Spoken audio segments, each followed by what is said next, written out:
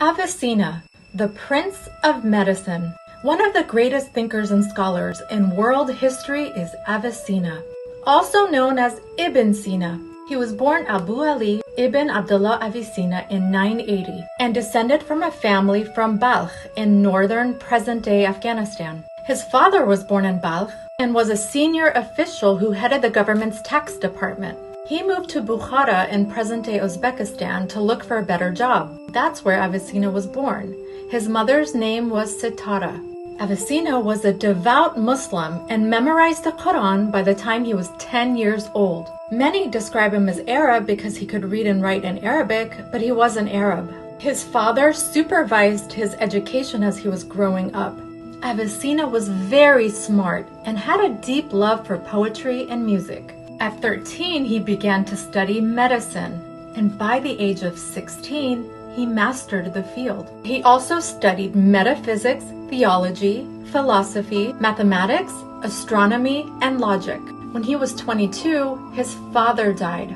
Avicenna then moved between present-day Tajikistan, Afghanistan, and Iran. He wrote over 100 books, including the Book of Healing, which laid out the principles of evolutionary geography. That book became very influential in medieval Europe. He also wrote the Book of Deliverance. But his most famous work of all was his book, the Canon, or Ghanan, a 1 million word, comprehensive, and systematic encyclopedia of medicine. It became the foundation of European medicine and transformed Indian medicine. The Canon became the standard medical textbook in medieval and early Renaissance period in Europe. It was translated to Latin, Hebrew, Chinese, German, French, and English. It formed the basis of medical instruction in universities, and the principles of it are still taught in Yale and UCLA. In the 14th century, Italian writer Dante included Avicenna in Inferno. Avicenna believed in anatomy as the cornerstone of medicine. He described the thyroid, esophageal cancer. He was the first to use catheter to irrigate the bladder, recognized TB, and diseases of the water and soil. The canon went into detail about the human pulse and even compared them to musical rhythms.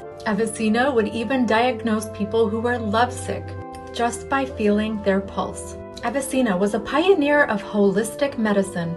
He emphasized the role of a patient's nutrition, emotional state, spirit, and environment in healing. He believed that looking at happy and joyful paintings while taking a bath had positive effects on a person's